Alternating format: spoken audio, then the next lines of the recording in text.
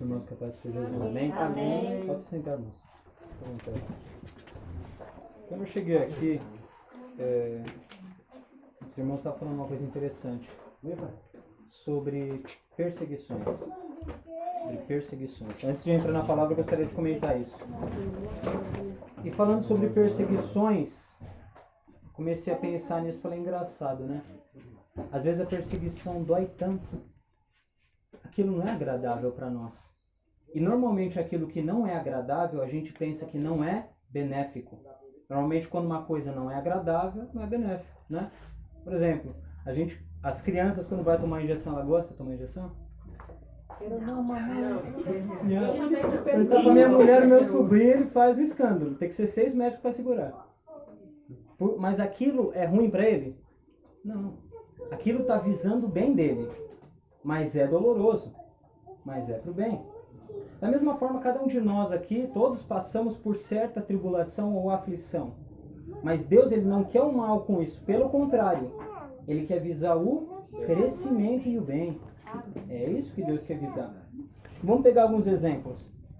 Lá no Egito, quando Jacó e seus filhos desceram para o Egito, se eu não me engano, foram 72 almas que desceram para o Egito. Quando José era governador do Egito. Sabe quantas almas saíram de lá depois de 430 anos de escravidão? Sabe quantas almas saíram de lá? Mais de 600 mil almas saíram de lá. Ou seja, no meio da provação, Deus multiplicou. Olha só. Eles tiveram que descer para um país para ser escravizado, para sofrer, mas lá Deus mostrou a sua mão, o seu poder, a sua glória e multiplicou o povo lá. Glória a Deus. Se você for ver a história de Daniel, o povo ficou 70 anos em cativeiro, hein? 70 anos por desobediência. Mas grandes revelações Deus deu e mostrou a glória dele naquela nação. Glória a Deus. No meio da provação. Sadraque, Mesaque e Abednego, Daniel na cova dos leões. Grandes coisas. A igreja, se você olhar, os primeiros 300 anos da igreja, para quem não sabe da história da igreja, desde a época de Cristo, nos seus primeiros 300 anos, a igreja foi perseguida de uma forma ferrenha, durante 300 anos. Sabe o que é o Império Romano? Você não poder fazer um culto e vir pessoas chutar a sua porta e matar Deus e o mundo dentro daquela casa? Hoje, graças a Deus, a gente pode, né, fazer, pelo menos nesse país a gente pode fazer as coisas aqui à vontade. Agora, sabe como que é lá no Iraque? Debaixo da terra. Iraque, Sudão. Lá na Coreia do Norte é proibido. Se alguém descobrir que você tem uma Bíblia, meu amigo, você está aflito. Tem lugares, irmãos, que eles trazem Bíblias de outros países, Bíblias pequenininhas. E quando eles recebem aquelas Bíblias, eles começam a chorar. Por quê? Porque não tem acesso à palavra de Deus igual nós temos, né? Você vê a perseguição. Outro exemplo, olha só. Nesse período de perseguição da igreja, é engraçado que quanto mais crentes eles matavam, mais a igreja crescia. Olha só isso. Eles matavam um crente aqui, 10 se convertiam ali.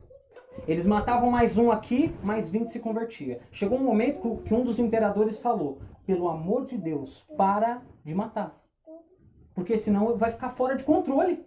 Mata um aqui, mais 20 se converte, daqui a pouco a nação toda vai se converter. Por que isso? Porque quando alguém morre em nome de Cristo, o que ele está dizendo? Eu creio naquilo que eu estou falando. Aquilo que eu estou pregando, eu não estou pregando por modinha, eu não estou pregando por causa de qualquer outra coisa, porque estão me forçando. Mas eu creio naquilo que eu estou pregando. Ou seja, a sua vida, quando ela é um exemplo daquilo que você fala, você não precisa falar muita coisa. Porque a sua própria vida vai mostrar. E isso vai gerar conversões. Hoje a igreja do nosso país se mata tanto para gerar conversões. É tantos métodos, é tantas coisas mirabolantes. Mas existe uma só coisa que é necessária. Que a gente viva aquilo realmente com o nosso coração. Aquilo que é pregado.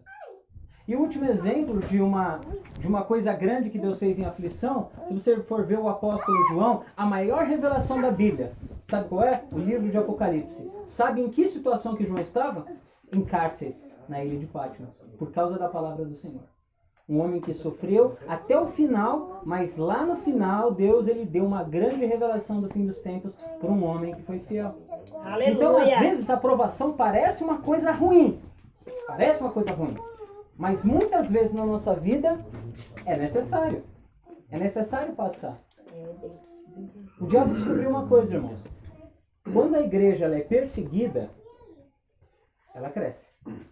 Ela cresce, ela se fortalece e ela se consolida. Só que o diabo começou a perceber uma coisa. Ele fala, eu tenho que parar de perseguir eles dessa maneira, porque senão não vai dar certo. Sabe o que o diabo fez? Parou de perseguir. Sabe o que ele descobriu? Quando ele para de perseguir a própria igreja, senta, estaciona, congela, dorme e morre. Não precisa fazer nada. Sabe por quê? Porque quando a igreja é perseguida e ela vê, é igual quando uma doença entra no corpo, né? O sistema imunológico já luta contra aquilo para reagir.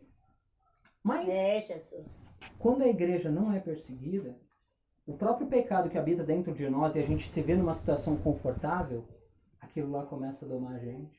E domar mais e mais e mais. A ponto da gente se derrotar. Então, não veja a perseguição como uma coisa ruim. Mas veja como uma prova do amor de Deus.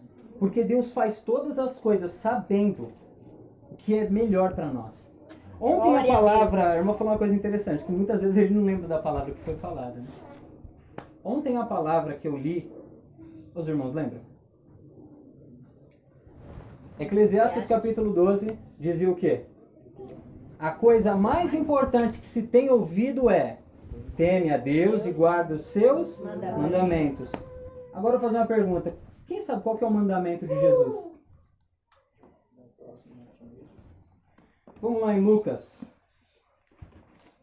Lucas não. João, desculpa. João capítulo 15. Essa não é a palavra ainda, mas só para comentar com os irmãos. João capítulo 15, verso 12, diz assim: o meu mandamento é este, que vós ameis uns aos outros, como eu vos amei. Ninguém tem amor maior do que aquele que dá a própria vida pelos seus amigos. Qual que é o maior mandamento? Amar uns aos outros. O amor. Esse é o maior mandamento, né? Em João 17, Jesus diz: é necessário que vocês sejam um, como eu e o Pai somos um. Para, olha só, finalidade. Para que vocês têm que ser um? Para que tem que ter amor? Para que o mundo creia que o Pai me enviou. Olha só. Se você quer que alguém creia que realmente Jesus foi enviado, se você quer que alguém creia na palavra que está saindo da sua boca, a primeira coisa que você tem que ter é amor. Amor ao próximo. Uns aos outros. A igreja Jesus compara com o corpo, né? Não tem como o braço se mover fora do corpo. Ele precisa estar conectado com o corpo. Assim a perna. E cada um dos membros é necessário no seu lugar. Porque muitas vezes a gente tem esse hábito de hoje em dia de desprezar, né? Ah não, só é bonito quem prega. Quem louva, pode fazer depois. Quem ajuda os outros, pode fazer depois. O importante, né? Outra coisa é com cargo também. Eu não sei porque Deus está mandando falar isso, mas eu vou falar. Olha não, o importante, por exemplo, eu quero ser pastor. Ser diácono já não vale nada. Missionário menos. Eu quero ser, né? Mas as pessoas não entenderam que a obra de Deus não é uma escadinha. Não é obreiro, diácono, missionário, evangelista e pastor. Não. Quantos dedos tem na sua mão, meu irmão? 5 em cada mão, né? Cada um dos dedos... Existe um dedo igual ao outro na sua mão? Mas cada um deles tem a sua função. Da mesma forma, no corpo de Cristo, Deus não colocou uma escadinha. Mas Ele colocou cada um para fazer uma coisa distinta uma das outras. Ou seja, o pastor é aquele que cuida. Hoje em dia não tem mais mestre, né? Uma coisa que a Bíblia ensina, que é professor. Não tem mais. Por isso que a Bíblia diz que o pastor que se dedica na palavra e ensina é digno de dupla honra, porque ele está fazendo duas coisas. Além de cuidar, está ensinando. Tem o mestre, tem o evangelista, aquele que vai para fora, o missionário que planta igrejas. Cada um tem sua função. O diácono que serve as mesas, que cuida dos necessitados. Então cada um tem a sua função. Então saiba que você, independente do que você faz, ou se você não tem cargo nenhum mesmo no corpo, sendo membro do corpo de Cristo mesmo, você é útil. Você é útil. Uma vez eu ouvi um pastor falando que uma coisa que é bem verdade. Fala assim, às vezes a gente pensa que só o importante é quem está lá na frente falando. Mas aquele que trouxe de carro é importante, aquele que financiou, aquele que chamou, aquele que ligou, aquele que cedeu a casa. Todos são importantes para que a obra de Deus cresça. Todos são importantes. Amém? Qual foi o mandamento que Jesus falou? O amor, não é? É o maior mandamento, não é verdade? O amor é o maior mandamento. Se você for ver a própria lei de Moisés, ele falou que a lei se resume em 2 mandamentos. Amarás o teu próximo como a ti mesmo e a Deus acima de todas as coisas. Ou seja, resumindo uma coisa só, é o amor. Certo? 1 Coríntios capítulo 13, essa é a palavra da noite. 1 Coríntios capítulo 13, a partir do verso 1, diz assim. Quem não encontrar pode acompanhar só comigo, tá? Se quiser ficar sentado, pode ficar. Se quiser ficar em pé, do jeito que achar melhor. Ainda que eu fale a língua dos homens e dos anjos, se eu não tenho amor, sou como bronze que soa, ou tino que soa, e como símbolo que tine. Ainda que eu tenha o dom de profecia e conheça todos os mistérios, toda a ciência, e ainda que eu tenha toda a fé, de tal forma que transportasse os montes, se eu não tiver amor, nada sou. Ainda que eu distribuísse toda a minha riqueza para o sustento dos pobres, e ainda que eu desse o meu corpo para ser queimado, se eu não tenho amor, nada valeria. Olha só o que é o amor. O amor é paciente, é bondoso. O amor não arde em ciúmes. O amor não se orgulha. O amor não é soberbo. Não se porta com indecência. Não busca os seus próprios interesses. Não se irrita. Não se considera o mal. Não se alegra com a injustiça, mas se alegra com a verdade. Tudo tolera. Tudo crê. Tudo espera. Tudo suporta.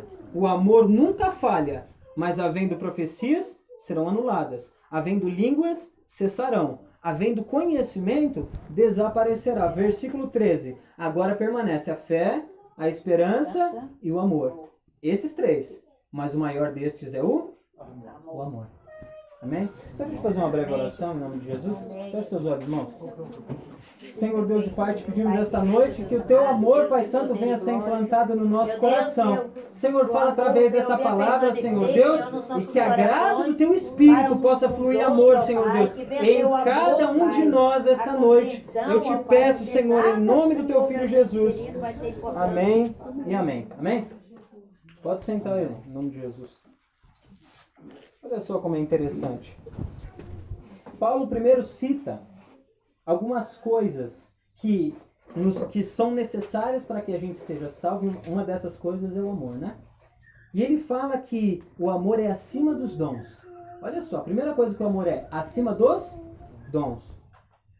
Ele fala, ainda que eu falasse a língua dos homens e dos anjos, e não tiver amor, sou como bronze que soa ou como símbolo que tine.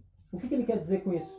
Ele está falando assim, ó, se eu tivesse todo o dom de todas as línguas possíveis, se eu falasse a língua de todos os idiomas possíveis e falasse ainda a língua dos anjos, se eu não tivesse amor, o exemplo que ele está dando aqui é a mesma coisa que você pegasse um violão com uma corda só. Tem como tocar um violão com uma corda só? Fazer uma bela melodia bem trabalhada com uma corda só? Não. Isso que ele quis dizer. Ele falou, ia ser só um barulho que soa no ar, que ecoa no ar. Não ia ter propósito, mesmo que tivesse todas as línguas. Olha só, ainda que eu tivesse o dom de profecia e conheça todos os mistérios e toda a ciência, e que tivesse uma fé de tal forma que os montes se transportassem, se eu tivesse amor, não tivesse amor, não ia adiantar de nada. Glória a Deus, aleluia. Porque muitas vezes as pessoas, né? Isso é uma coisa que eu passei na minha vida. Quando eu comecei a estudar a palavra de Deus e me debruçar sobre as escrituras, uma coisa eu pedi para Deus no começo do meu estudo. Quando eu comecei a aprender da palavra de Deus, eu pedi uma coisa para Ele. Eu falei, Senhor, não deixa o conhecimento cegar a minha fé. Porque eu conheço muitos homens que por mais conhecer, cegam a sua própria fé. Cegam a própria fé. Eu vou dar um exemplo. O meu avô, não cheguei a conhecer ele. Quando eu nasci, ele já tinha falecido. O O meu avô, ele era formado em teologia, ele era bacharel em teologia. Perguntasse qualquer coisa pro camarada, ele sabia. Podia perguntar o que você quisesse. Escatologia, bibliologia, podia perguntar o nome de quem você quisesse na Bíblia, ele sabia. Só que ele era alcoólatra e batia na minha avó. Adianta conhecer desse jeito? Não. Porque Deus quer que o conhecimento que você tem da palavra de Deus, seja ele pouco ou muito, você aplique na sua vida. É chamada a palavra de Deus de espada do Espírito. Por isso que tem muita gente que deixa aberta a Bíblia em cima da televisão, né? Não é verdade? Porque pensa que vai sair um querubim flamejante dentro da Bíblia no demônio. Não é assim, irmão. Não é assim que funciona. A Bíblia se torna espada quando você lê ela, crê nela e pratica ela. Aí, quando o diabo vir te afrontar, aí você faz que nem Jesus fez. Lembra no deserto? Vai, Jesus, lança-te daqui de cima, porque está escrito que ele dará ordem aos seus anjos e sustentarão nas tuas mãos. Aí ele fala, é? Porque o diabo citou o Salmo 91, né? Olha só. Sabe o que Jesus falou? Sim, está escrito isso. Mas também está escrito, não tentarás o Senhor teu Deus. Sabe o que Jesus ensinou com isso? A Bíblia não vive de versículo. Você tem que conhecer toda a verdade, não só uma parte. Então tem que buscar conhecer toda a verdade, né? Continuando, olha só. Toda ciência, toda profecia, se tivesse dons de profecia, se não tivesse amor, nada seria. Se eu tivesse toda a fé de tal forma que transportasse os montes. A fé é uma coisa importante. Pela questão do cristianismo, a gente é movido inicialmente pela fé. Mas só ter fé não salva. Porque a frase que você mais escuta, principalmente quando você vai evangelizar uma pessoa, aí você vai falar assim, não, mas irmão, você tem que caminhar no caminho do Senhor, buscar aquilo que Deus manda, né? Aí a frase que a gente escuta é, eu tenho Deus no meu, mas só a fé não salva. Tiago diz que a fé sem obras é? Semelhante de fé pode salvá-lo? Não pode. Para a fé ela ser viva, é necessário que ela tenha prática. Não adianta só ter fé. E essa prática Paulo cita como sendo o amor. Por exemplo, Judas, se não me engano é Judas ou Tiago, ele dá um exemplo. Se alguém chegar na sua porta e falar assim, ó, irmão, eu estou passando fome, eu estou necessitado, eu estou precisando de uma ajuda, eu não tenho arroz na minha casa, eu não tenho feijão, eu não tenho mistura, eu tenho 5 crianças passando fome, eu preciso de uma ajuda. Aí você vira para ele e fala assim, ó, vai em paz, come, bebe, farta e descansa. Vai ficar tudo bem. E você tendo com que ajudar, ele fala assim, ó, por acaso essa pessoa vai se saciar com essas palavras? Não, são só palavras. Ele fala assim, ó, se você pode ajudar, olha só o que o Tiago diz. Se você pode ajudar, você tem condição, você tem na sua casa condição de ajudar aquela pessoa e não ajuda, você peca nisso. Sabia? Se a gente pode ajudar alguém e fala assim, ó, não vai dar. Ô irmão, será que você pode ir na minha casa me ajudar? Não vai dar, irmão. Não vai dar. Você pode. Não é que você não pode. É que você não quer. Você peca nisso daí. Você peca nisso daí. Porque tem muita gente que pensa que não, né? Mas isso é pecado. Continuando. Sua fé não funciona. De tal forma que transportasse os montes e não tivesse amor, nada eu sou. Ainda que distribuísse toda a minha riqueza para o sustento dos pobres, e ainda que desse meu corpo para ser queimado, se não tivesse amor, de nada valeria. Outra coisa, obra de caridade somente, feita por obrigação, não é amor. Porque tem gente que fala, não, vou fazer uma obra de caridade aqui, outra ali, outra ali. Isso não salva, isso não significa que é amor. O amor verdadeiro se demonstra não somente com isso. Por exemplo, a gente tem o hábito, né, de fazer entrega de comida e roupa para os moradores de rua. Mas o intuito principal, além disso, porque a gente dá aquilo que é necessário para o corpo, uma comida, uma cobertura para o corpo, mas a gente vai lá orar e enviar a palavra. Porque a função final de todas as coisas do Evangelho é a salvação. Não adianta nada a gente dar comida para alguém, dar amparo para alguém e falar assim, não, só isso. Pronto, acabou, né? Da mesma forma que nós hoje estamos aqui, é muito gratificante a gente estar vendo todos os irmãos aqui e se alegrar todos juntos, mas no final das contas estamos reunidos aqui para falar da salvação. Essa é a finalidade do Evangelho. Por mais que Deus abençoe, por mais que Deus cure, por Glória mais a que Deus. Deus faça aquilo que você necessita, por mais de todas essas coisas. Mas o principal é a salvação. Porque não adianta se Deus responder a tua oração, se Deus prover a tua necessidade, se Deus resolver o seu problema, fazer o impossível e você se perder. Não vai adiantar nada. Verdade, Jesus. Quais são os 2 mandamentos maiores? Amarás o teu Deus acima de todas as coisas, o teu próximo, como a ti mesmo. Se eu amo o meu irmão como a mim mesmo, quem quer ir pro inferno aqui, levanta a mão. Tem ninguém não? Quem é? Eu vou dar mais 10 segundos para pensar. Tem alguém que quer? Não, né? Se você não quer ir pro inferno e você ama o seu irmão como a ti mesmo, o que você tem que fazer, meu querido? Você tem que estender a mão para ele, querido.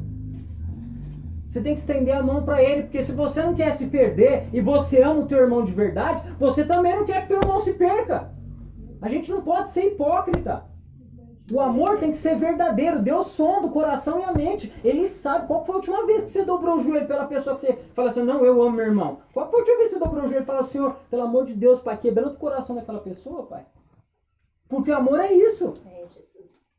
Não vou nem muito longe. Qual foi a última vez que você orou pela sua própria família? Senhor, vai de encontro, Senhor, em nome de Jesus, aquele parente, Senhor. Tá perdido. Porque às vezes a gente é muito bom para apontar. Tem que se converter. Vai pro inferno. Não sei o quê. Mas qual foi a última vez que você dobrou o joelho e orou por ele? Vocês viram o tio da minha esposa foi lá em casa, né? Sumiu um shampoo na casa dele, aí já foi acusando todo mundo, né? Aí ele falou, não, Deus tem que pesar a mão na vida de uma pessoa dessa. Eu falei, você tem consciência do que você está falando? É cristão, hein? Eu falei, você tem consciência do que você está falando? Deus pesar a mão? E ainda por um shampoo. Não, gente. Eu não sei se eu rio ou se eu choro, porque é um negócio que dá desespero. Você está vendo? O que Jesus disse? No final dos tempos, por causa do multiplicar da iniquidade, o amor de muitos se esfriaria.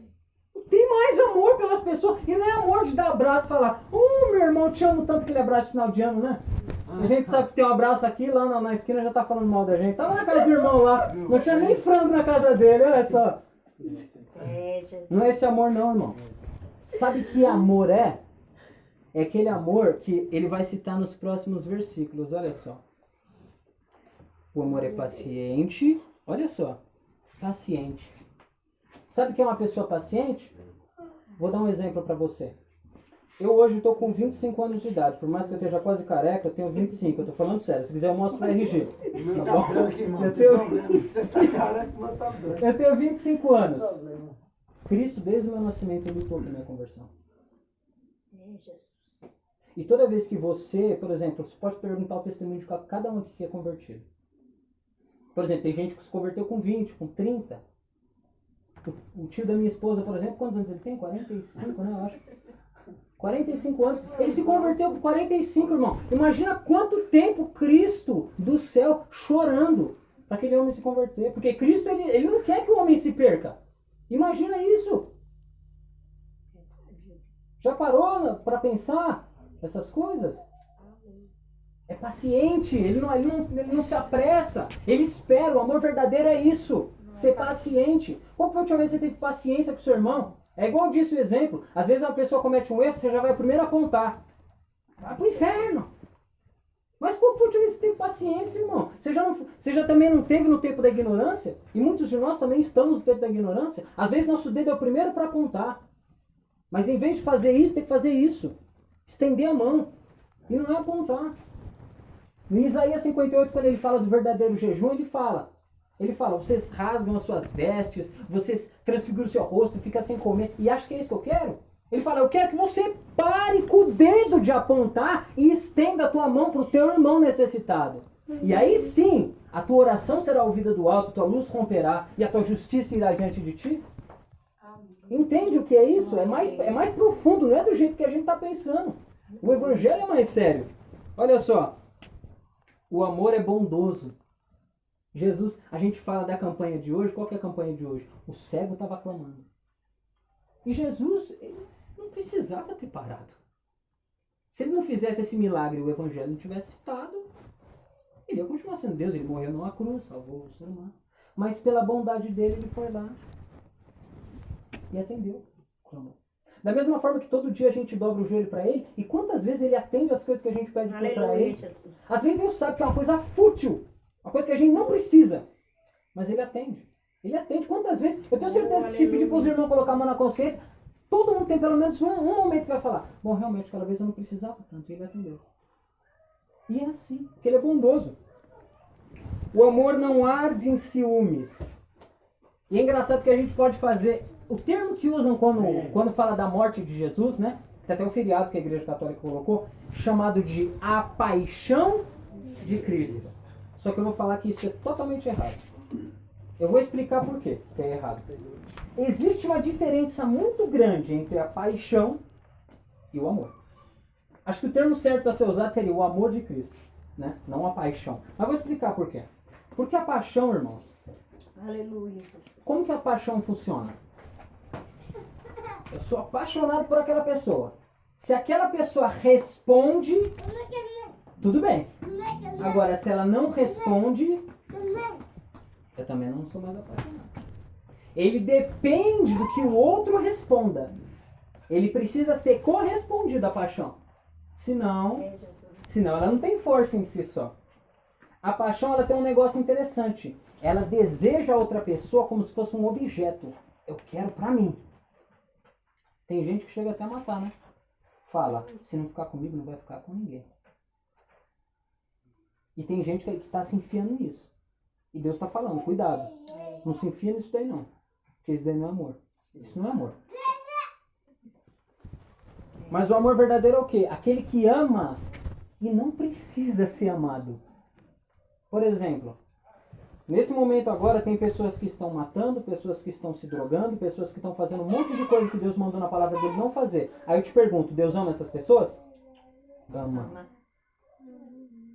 Por mais que façam o que é errado, Ele ama. Porque o amor dele não depende de uma resposta. Ele não precisa ser amado para amar. Ele ama. O amor é autossuficiente. O amor não precisa de outra força para ele. Ele mesmo tem força em si só. Ele ama. É a mesma coisa uma mãe com um filho. O filho pode ser drogado. O filho pode se envolver com o tráfico. O filho pode ser assassino. Ela ama. A mãe verdadeira, ela ama. É lógico, ela não vai se agradar com o filho. Ela não vai agradar com a prática, mas ela ama. É igual Deus. A gente faz um monte de coisa errada. Deus não deixa de amar. Só que Ele não se agrada. Ele não está se agradando. Com muitos de nós, fala até hoje mesmo, com muitos de nós, Deus não tem se agradado. Ele ama, mas Ele não tem se agradado. É igual que Ele fala de Jesus, né? Tu és o meu filho amado, em que minha alma se compraz. Olha só, amor e prazer. Ele fala, eu tenho amor em ti e tenho prazer em ti. Deus tem amor em todo mundo, mas nem todo mundo Ele tem prazer. Amém. Continuando. Não busca seus próprios interesses. Olha só o que eu falei. Não é soberbo, aliás, não se orgulha, não é soberbo, não se exalta. O amor não se exalta. Pelo contrário, o amor se humilha. Olha só Jesus. Jesus desceu do céu, do trono de glória. A palavra diz em Filipenses que Ele sendo Deus, olha só, Deus criou todo o universo, todos os poderes. Tudo que existe foi criado por Ele. Todas as coisas que a gente vê e coisas que a gente não vê. Ele criou tudo. Jesus estava no céu como sendo Deus, mas a palavra diz, Ele não teve por usurpação, Ele não teve desejo de ser igual a Deus, pelo contrário, Ele se esvaziou. Ele se esvaziou a si mesmo, e se humilhando, e foi achado em forma de homem. E olha só, mesmo estando na terra, Ele poderia se exaltar. Eu sou o Messias enviado, eu sou o Filho de Deus, eu sou o Deus encarnado. Não, Ele se humilhou a ponto de se tornar servo. Não, Jesus lavou o pé dos discípulos, irmão. Imagina o próprio Deus se humilhando para um homem comedor de arroz e feijão que nem você. Gente do céu, a gente não é digno disso não. Glória a Deus, aleluia. E ainda por cima ele morreu numa cruz. Por esses que ele veio salvar, ele foi morto por esses homens. E ele podia ter descido da cruz e falado, ah rapaz, agora eu vou descer a minha ira. O negócio vai ficar estreito agora. Poderia ter feito isso, não poderia? Mas o que ele fez? Pai, nas tuas mãos eu entrego meu espírito. E ainda falou, perdoa-lhes. Eles não sabem o que fazem. Olha o que está dizendo aqui. Não se ressente com o mal. Perdoa. O amor é isso. Ele perdoa. Continuando. Não se orgulha. Não se ensoberbece. Não é indecente. Não busca os seus próprios interesses. Quem ama de verdade não busca o seu próprio interesse. Pelo contrário, busca ver o outro feliz. É por isso que muitas pessoas, às vezes muito relacionamento não dá certo. Porque as pessoas pensam que o outro lado tem que responder. Não vou fazer porque quem tem que fazer é ele. Não vou fazer porque tem que fazer é ela. Aquela pessoa que tem consciência tem que fazer. Não tem que ficar esperando pelo outro. É igual Jesus falou, ele falou assim, ó. Se o teu irmão pecar contra ti, vai lá e perdoa. Reconcilia-te com ele. Ele não fala pro outro vir, então. O outro tem que vir com você e se reconciliar com você. Porque quem está certo é você. Ele não fala isso. Vai lá, você, e se reconcilia com ele. Entendeu? É mais ou menos assim que funciona. Continuando. Não se irrita. Eu não vou nem comentar sobre isso, porque o Espírito Santo já tocou em todo mundo aqui já. Eu não vou tocar nesse ponto. Não se considera mal. Olha só, não se alegra com injustiça. Uma vez eu subi no monte, eu vou contar até rapidinho isso. Subi no monte, igual o exemplo que eu falei do tio da minha esposa. A mulher dobrando o joelho e eu orando lá. Eu não sou de escutar a oração de ninguém, irmão, apesar que eu oro baixo, não costumo orar muito alto, né? Mas tinha uma irmã do outro lado ali, mas parece que, sabe quando Deus parece que amplifica o seu ouvido? Parece que a mulher tá gritando do meu ouvido aqui. E ela tá lá do outro lado. Ela falou, Senhor, eu te peço, pesa a mão naquele homem, Jesus. Eu falei, bom, isso daí pra mim, o que ele estava fazendo, ele estava orando. Mas pra mim, aquela mulher está fazendo uma macumba gospel. Porque isso daí não é uma oração. Não, isso não é uma oração, não. Gente, como que você tem capacidade de pedir pra... Ó, irmãos, eu vou falar um negócio. Mesmo que Deus tivesse matado, aquele homem tivesse matado alguma pessoa, jamais pode fazer uma oração dessa. Deus pesa a mão daquele homem. Gente, imagina o tamanho da mão de Deus, viu, gente? Pesando sobre a vida de uma pessoa. As pessoas não entendem isso, sabe? Eu fico assim pensando. Falei, essa pessoa nunca conheceu Bíblia, cara. Essa pessoa nunca se converteu. Porque falar um negócio desse daí... Não, é sério. Crente não fala isso. Mas eu acho que nenhum pai de santo fala isso. Não fala. Não é verdade, não fala. Eu vou falar pra Deus matar. Que isso? Deus já sabe de tudo, ele mesmo vai lá e mata. Gente do céu. nem Pelo mandar. contrário, você tem que orar e falar assim, ó, Deus, tem misericórdia, Senhor. Você sabia que aquilo que você pede pro seu irmão, normalmente Deus vai fazer com você? Sabia disso? Então toma cuidado com o que você ora, porque às vezes a gente ora um negócio, né? Eu tenho certeza que a partir de hoje vai ter um monte de gente orando pro irmão ganhar uma Hilux. Eu tenho certeza.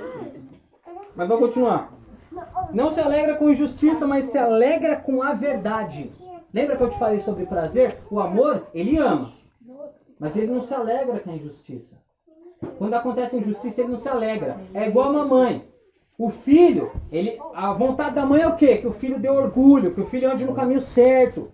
Não só da mãe, do pai também. Que o filho ande no caminho certo, que faça o que é correto. Ele não se alegra quando o filho faz uma coisa errada. Fala, pai, pelo amor de Deus, me ajuda, eu tô numa enrascada. O pai vai ajudar. Mas ele não está se alegrando com aquilo.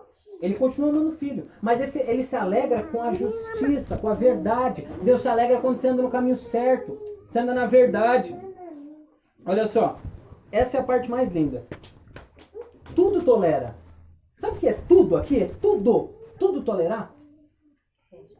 Tem testemunhos que eu vejo de pessoas que o marido se converte só no final da vida. A pessoa vive 30, 40, 50 anos com o marido. Está lá lutando pelo marido.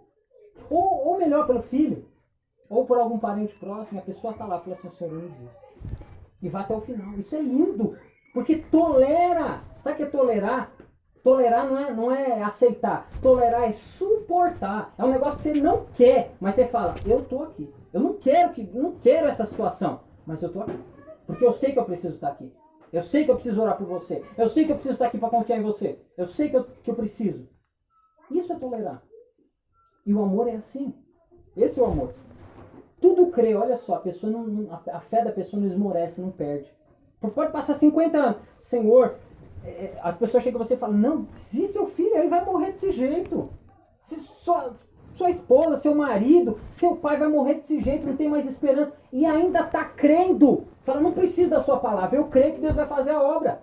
Eu creio que Deus vai fazer. Eu creio que Deus vai entrar na minha causa. Eu creio que Deus vai fazer isso. Isso é amor. Eu creio que Deus vai salvar. Tudo crê. Tudo espera. Ele não se apressa. Ele sabe que tem o tempo de Deus. Tudo espera. Tudo suporta. Mas olha o verso 8. O amor nunca falha. Sabe o que é nunca falhar? O amor nunca falha. Sabe por quê? Porque mesmo que aquela pessoa que você crê que vai se converter, aquela pessoa que você ama e deposita a sua fé naquilo ali, mesmo que ela não se converter, você não vai deixar de amar ela. Porque o amor é assim. Ele ama. Aleluia. Mesmo quando ele não é respondido, ele ama. E esse é o amor. Por isso que ele nunca falha. Ele nunca falha. E Deus, ele age através do amor. Às vezes a gente não sabe nem orar direito. Mas eu vou dar um exemplo. Não foi nessa casa, foi no outro lar que a gente foi. Eu falei isso. Quando eu não era convertido, quando eu era envolvido com drogas, com álcool, com cigarro, com tudo isso. Eu tenho uma tia minha que ela não é convertida. Ela não é convertida. Mas toda noite, quando eu colocava meu pino de cocaína debaixo do travesseiro, isso quando eu dormia, que às vezes estava tão drenado de droga que eu não conseguia nem dormir, ela tirava o pino e quantas vezes aquela mulher orou por mim? Não era convertida, hein? Não era, hein? E quantas vezes ela orou por mim? Mas por amor Deus respondeu. Por amor. Que a gente fala, não, Deus jamais vai ouvir a oração de uma mulher que não é convertida. Você nunca viu aquele exemplo do fariseu e do publicano? O fariseu subia lá no templo e falava, Senhor, obrigado, porque eu jejuo 2 vezes na semana, eu leio a tua palavra, eu não peco, eu faço o que é reto à tua vontade. E o outro publicano ia lá, ele não olhava nem para o céu, ele ia de cabeça baixa, chorando e batendo no peito e falava, Senhor, tem misericórdia de mim que sou pecador. Sabe quem foi justificado? O publicano. Então, Deus, ele atenta para a oração de todas as pessoas, desde que seja um coração sincero, cheio de amor. Deus atenta para essa oração.